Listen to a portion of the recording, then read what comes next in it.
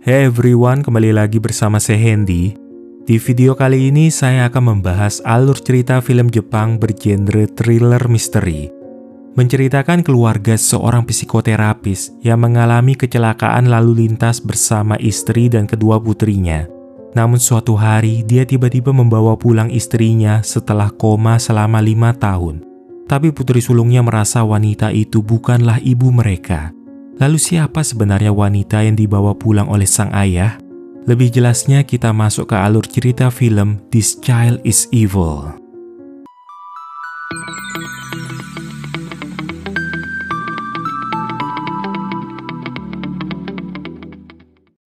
Di salah satu kota di Jepang mulai bermunculan fenomena aneh di lingkungan masyarakat, di mana banyak orang yang tiba-tiba mengalami gangguan jiwa seperti penyakit mental yang tak diketahui penyebabnya.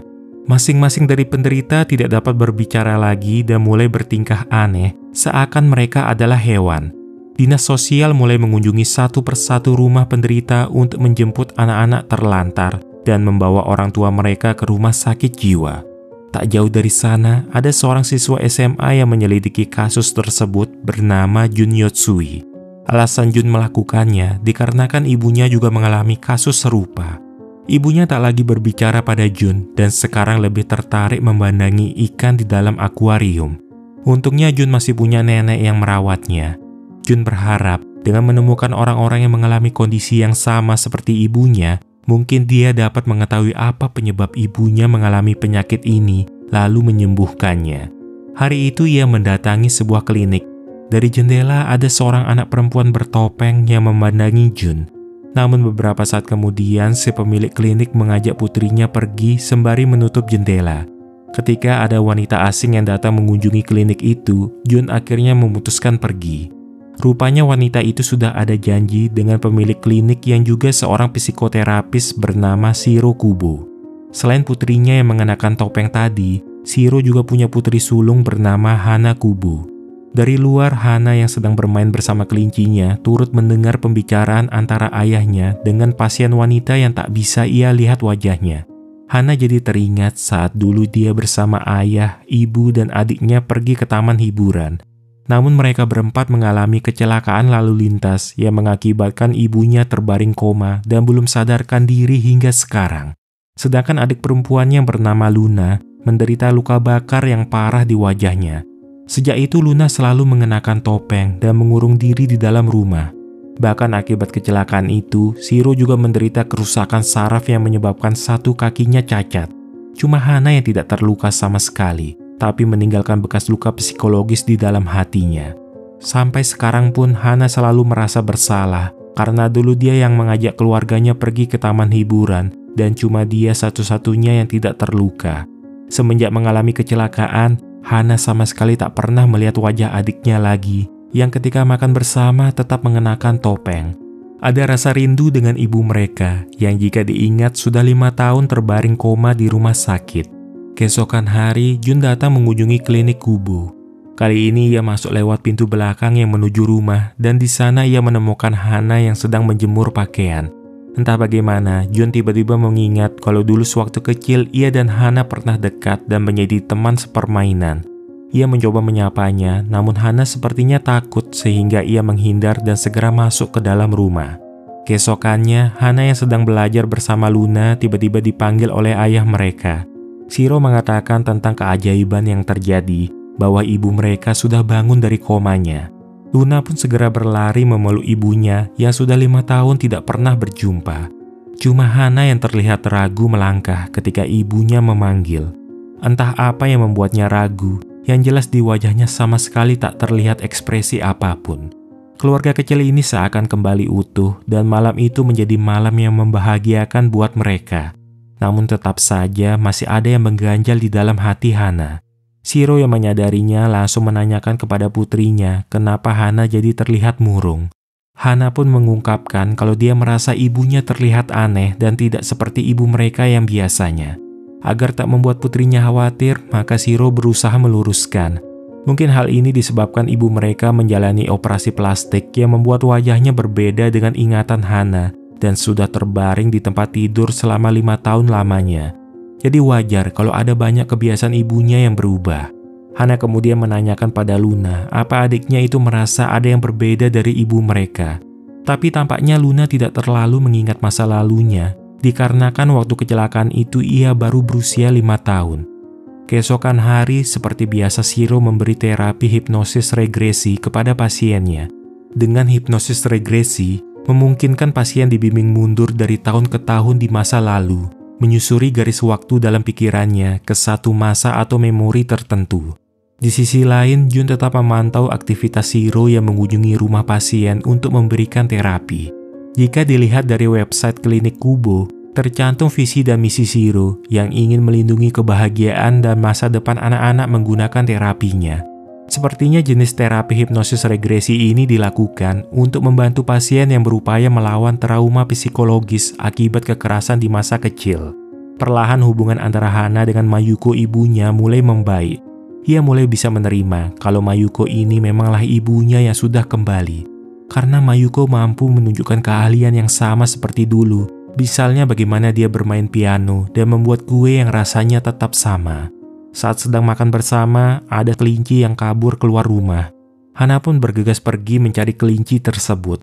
Ternyata yang lebih dulu menangkap kelinci itu adalah Jun. Lebih tepatnya, kelinci itu sendiri yang berlari ke arah Jun dan bukan dia yang sengaja menemukan. Di sana Jun langsung mengajak Hana berteman. Ia mengaku kalau kebetulan melihat berita kecelakaan yang dialami Hana bersama keluarganya 5 tahun lalu. Menurut Jun, antara dia dan Hana punya kemiripan, yang mana dia juga tak bisa berbicara dengan ibunya karena sedang sakit. Sesampainya di rumah, Hana menceritakan tentang Jun kepada adiknya. Dan Luna berharap kakaknya bisa punya teman dan jangan mengkhawatirkan dirinya lagi. Karena sekarang Luna sudah bisa mengurusi diri sendiri. Jadi dia tak ingin kakaknya kehilangan kehidupan yang seharusnya dirasakan remaja seumuran Hana. Bahkan Luna tak masalah jika kakaknya memang ingin bersekolah lagi.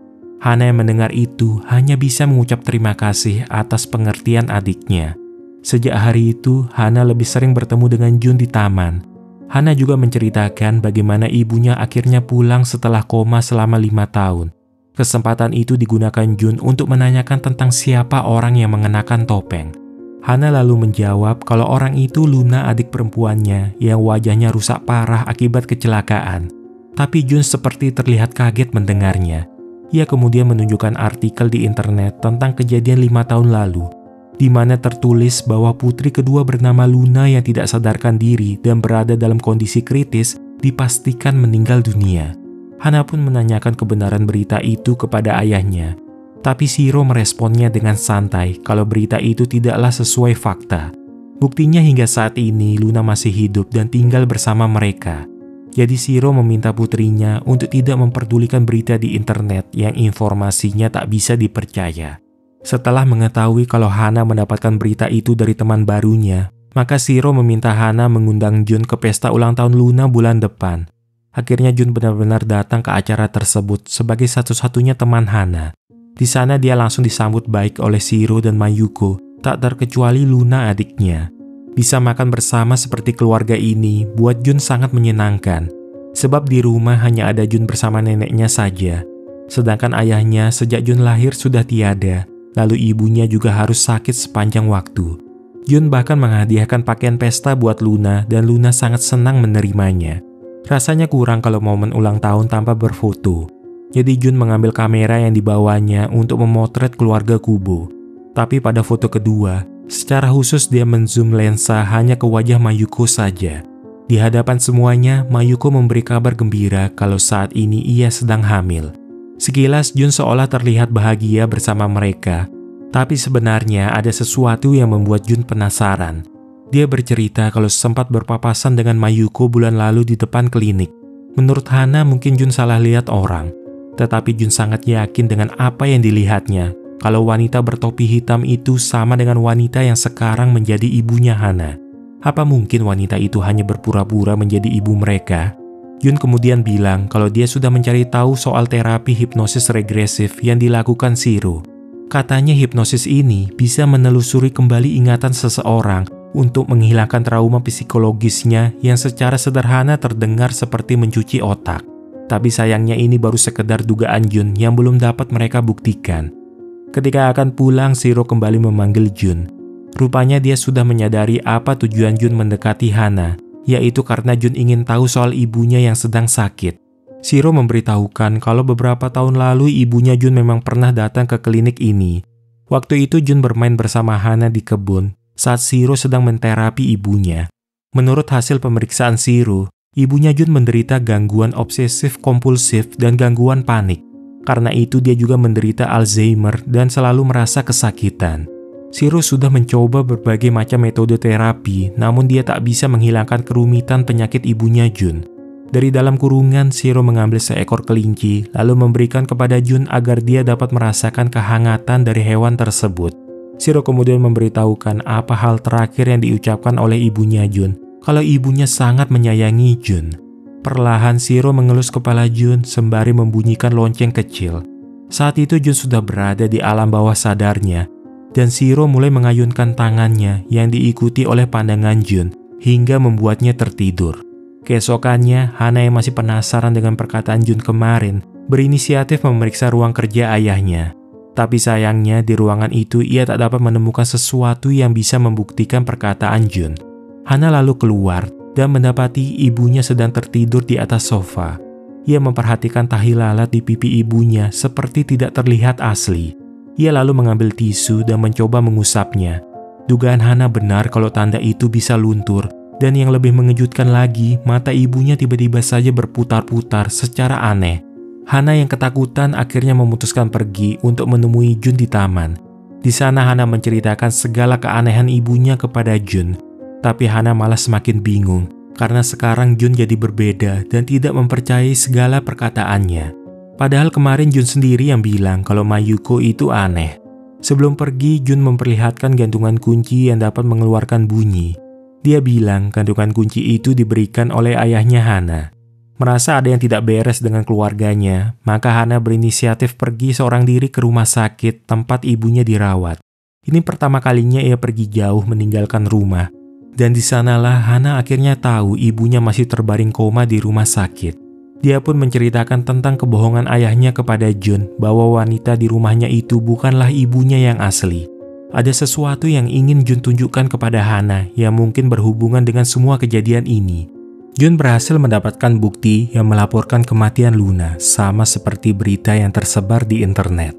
Jun lalu menanyakan apa Hana pernah melihat wajah Luna setelah kecelakaan itu. Tapi 5 tahun ini Hana memang tidak pernah melihat wajah adiknya sekalipun. Jadi Jun memberikan kameranya supaya Hana dapat memotret wajah Luna. Kemudian nanti dia yang akan menyelidiki ini lebih lanjut.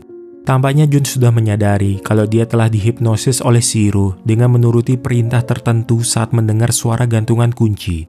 Sehingga ia langsung membuang gantungan kunci itu serta meminta maaf karena tidak mempercayai ucapan Hana sebelumnya. Sesuai rencana, ketika malam Hana secara diam-diam masuk ke dalam kamar adiknya. Saat itu ia mengira Luna sudah tertidur. Tapi sewaktu membuka selimutnya ternyata cuma ada boneka di sana. Hana lalu mencari keberadaan sang adik yang akhirnya ia temukan di kamar Hana sendiri. Namun sewaktu ia mendekat, Hana terkejut saat melihat mata adiknya berputar-putar sama seperti yang terjadi pada ibunya. Akibat kepanikan yang terjadi dengan kedua putrinya, Shiro harus menenangkan Hana serta mengontrol ingatan Luna yang mulai tidak terkendali. Tak terkecuali Mayuko, yang akibat kejadian ini mendadak emosinya jadi tidak stabil. Sementara di rumah sakit, Shiro sengaja mencabut tracheostomi ventilator yang selama ini membantu pernafasan istrinya, agar kedepannya wanita itu tidak menyebabkan masalah untuk dia maupun keluarganya. Dari internet, Jun mencari tahu tentang anak yang hilang di kota Kofu, dan dia menemukan ada berita tentang anak perempuan bernama Aika yang dinyatakan menghilang sejak 5 tahun lalu. Artikel itu juga mengungkap fakta kalau dulu sang ayah cenderung sering melakukan kekerasan pada Aika akibat mengalami kondisi lelah secara mental. Tapi yang lebih membuat Jun kaget saat ia melihat foto ayah yang dimaksud dan mengingat siapa pria itu. Ia kemudian mengayuh sepedanya menuju sebuah rumah. Di sana ia menemukan ayah Aika yang sekarang mengalami gangguan jiwa sama seperti ibunya Jun. Ketika pulang, Jun terkejut mendapati Shiro sudah ada di dalam rumahnya. Shiro berniat memeriksa kondisi ibunya Jun, tetapi Jun langsung menyuruh ibunya menjauh. Sebab ia tahu kalau Shiro lah yang membuat ibunya jadi seperti ini, sembari menunjukkan buku berisi daftar orang-orang yang kemungkinan pernah menjadi pasiennya Shiro. Tapi Shiro bilang kalau Jun sudah salah paham padanya. Semua orang di daftar buku itu sebenarnya dulu telah menganiaya anak-anak mereka sendiri. Karena itulah Shiro memberi mereka beberapa macam terapi agar bisa menyelamatkan anak-anak yang menderita. Begitu juga dengan yang dialami Jun dan ibunya. Dulunya sewaktu kecil Jun selalu disiksa dengan sangat buruk oleh ibunya. Oleh sebab itu Shiro memberi terapi serta menghapus ingatan Jun. Tapi sepertinya ia tak bisa memperbaiki gejala yang ada pada ibunya Jun. Jika terus dibiarkan, yang dikhawatirkan Jun bisa saja terbunuh. Untuk membuktikan ucapannya, Shiro kembali menghipnosis Jun dengan mulai menghitung mundur tahun demi tahun, hingga Jun mengingat bagaimana perlakuan ibunya yang sungguh menyakitkan. Tiba-tiba Jun menyerang Shiro karena bukan hanya dia yang jadi korban, tapi Hana bersama ibu dan juga adiknya turut menjadi korban. Shiro menegaskan apa yang ia lakukan itu tak ada hubungannya dengan Jun, karena dia hanya melakukannya demi kebaikan keluarganya sendiri. Sementara di tempat yang dijanjikan, Hana masih menunggu Jun. Tapi karena Jun tak kunjung datang, maka Hana langsung pergi mencari ke rumahnya Jun. Yang membukakan pintu adalah neneknya. Di sana Hana menemukan Jun dalam ekspresi yang tak wajar bagi seorang manusia, di mana matanya memerah, pandangannya kosong dan hanya terdiam duduk berlutut, seolah-olah dia adalah kelinci. Dari foto-foto yang ada di dalam kamera, Hana bisa melihat banyak orang yang mengalami kondisi gangguan jiwa yang serupa. Bahkan di antaranya ada bukti kalau ayahnya mengunjungi rumah orang-orang tersebut sebelum kejiwaan mereka berubah. Hana pun menghampiri sang ayah dan meminta penjelasan terkait kondisi Jun, apakah ayahnya melakukan hipnosis atau sudah mencuci otaknya. Bahkan Hana yakin wanita itu bukanlah ibunya dan kenapa Luna diberitakan telah meninggal. Tapi Shiro menegaskan bahwa wanita itu benar-benar ibu mereka yang asli, begitu juga dengan Luna. Hana yang belum bisa percaya akhirnya memaksa membuka topengnya Luna. Seketika Luna menjerit ketakutan, padahal di wajahnya sedikit pun tak ada bekas luka. Ini cuma ingatan Luna yang menganggap wajahnya mengalami luka bakar, sehingga ia tak berani melihatnya sendiri. Di hadapan Hana, Shiro menunjukkan bagaimana cara dia mencuci otak seseorang. Dia menggunakan hipnosis regresif yang secara ilmiah dijelaskan. Ketika seseorang kembali ke usia 0 tahun dan memasuki lebih jauh lagi ke dalamnya, maka itu seperti jiwa setiap manusia yang hidup di dalam rahim ibunya. Dalam kondisi ini, jiwa akan menjadi tidak stabil dan mulai goyah, yang bahkan ada kemungkinan bisa melepaskan diri dari tubuh fisiknya. Meski secara fisik menggunakan tubuh orang lain, tetap saja kedua wanita di hadapan Hana adalah ibu dan adiknya yang asli. Cuma wadahnya saja yang berbeda, tapi tetap dengan ingatan, perasaan, dan jiwa orang yang asli. Shiro juga menggunakan kelinci sebagai wadah orang yang dipindahkan. Dia menyebutkan kalau Jun telah bertukar jiwa dengan kelinci hitam yang saat dilepaskan menghampiri Hana. Menurut Shiro, karena kelinci itu murni, maka akan sangat mudah manusia bertukar jiwa dengan mereka. Lalu kelinci yang sebelumnya ditemukan Jun di jalan sebenarnya adalah ibunya Jun sendiri. Karena dulu ibunya sering menyiksa Jun, maka Shiro menukar jiwa ibunya Jun dengan kelinci. Selama bertahun-tahun beginilah cara Shiro menangani orang-orang tua yang kejam terhadap anak-anak mereka. Dan tepat setelah kecelakaan itu terjadi, demi menyelamatkan nyawa Luna yang diambang kematian, saat itulah praktek pertukaran jiwa antar manusia pertama kali dilakukan. Lalu nasib anak itu harus meninggal menggantikan Luna. Hana menyuruh adiknya segera pergi meninggalkan rumah ini, tetapi Mayuko mencegah mereka. Mayuko memang tahu semuanya dan merasa menderita juga. Karena itulah ia tak mau anak-anaknya sampai tahu tentang ini. Jadi sebelum menerima terapi, wanita yang menjadi Mayuko dulunya adalah seorang ibu yang pernah menyakiti putranya. Dia menyesali perbuatannya, tapi tak diizinkan bertemu putranya lagi. Oleh karena itu, Shiro memanfaatkan kondisi wanita itu untuk menggantikan istrinya. Dengan menggunakan hipnosis regresif, dia mulai menghitung mundur umur istrinya, yang kemudian menukar jiwa Mayuko dengan wanita tersebut. Meski tubuhnya milik orang lain, tapi ingatan dan perasaannya benar-benar Mayuko yang asli. Ini semua terjadi karena ayahnya rela melakukan apa saja demi melindungi keluarga mereka. Tiba-tiba Luna mengungkapkan kalau dia tak mau hidup seperti ini lagi dan Shiro berusaha menenangkannya. Namun dari arah belakang, mendadak neneknya Jun yang datang menyerang Shiro. Dia rupanya mendengar pembicaraan mereka dan ingin mencari kelinci yang menjadi wadah Jun dan ibunya. Tak ingin ada orang lain yang ikut campur urusannya, maka Shiro langsung menghabisi nyawa neneknya Jun di sana. Selalu saja dia beralasan melakukan ini hanya demi melindungi keluarganya. Padahal itu cuma demi keegoisan dia semata. Sehingga Luna yang tidak tahan melihat ayahnya seperti itu menusuk Shiro hingga terluka parah. Hana yang melihat adiknya panik berusaha menenangkan Luna dengan bilang kalau dia tidak salah apa-apa. Shiro akhirnya mengerti bahwa apa yang telah ia lakukan selama ini sepertinya salah. Ia meminta maaf kepada kedua putrinya karena telah berbohong dan berbuat kejam di hadapan mereka. Shiro berpesan, jika nanti polisi datang, katakan bahwa ia yang telah membunuh neneknya Jun, lalu memutuskan mengakhiri hidup. Sehingga dengan begini, mereka bertiga dapat memulai hidup yang baru dari awal lagi. Sebelum menghembuskan nafas terakhir, Shiro bilang bahwa apapun yang terjadi nantinya, mereka akan selalu bersama selamanya. Setelah hari itu, semua kelinci dibiarkan lepas kemanapun tempat yang mereka inginkan. Kini tinggal Mayuko, Hana, dan Luna menjalani hidup normal bersama, ditambah dengan kehadiran seorang bayi laki-laki yang telah Mayuko lahirkan. Mungkin masa lalu mereka dipenuhi kebimbangan, kecemasan, dan penderitaan yang sering menghantui. Namun sekarang seluruh kebenaran sudah terungkap, dan mungkin ini sudah menjadi takdir keluarga mereka. Selama punya kesempatan hidup, selalu ada jalan bagi mereka mewujudkan kebahagiaan yang diimpikan. Akan tetapi, tak satu pun dari ketiganya yang menyadari bahwa bayi laki-laki ini bukanlah bayi biasa. Sebab ia menunjukkan gerakan hipnosis yang sama seperti yang pernah dilakukan Shiro dulu. Bisa jadi sebelum kematiannya, Shiro masih sempat menukar jiwanya dengan bayi yang ada di dalam kandungan Mayuko. Dan ini sesuai janji yang pernah ia ucapkan, kalau keluarga mereka akan selalu bersama selamanya. Film pun berakhir. Cerita di film ini menunjukkan bagaimana cinta seorang ayah yang ingin melindungi keluarganya. Saking cintanya, dia sampai mengorbankan jiwa orang lain agar keluarganya sendiri tetap utuh. Akan tetapi, hal itu tidak berjalan mulus dikarenakan tak semua orang sanggup menerima kenyataan pahit bahwa tubuh mereka seharusnya milik orang lain, dan itu justru membuat mereka jadi menderita seumur hidup. Semoga cerita ini dapat memberi manfaat untuk kalian. Terima kasih dan sampai jumpa di kesempatan lainnya.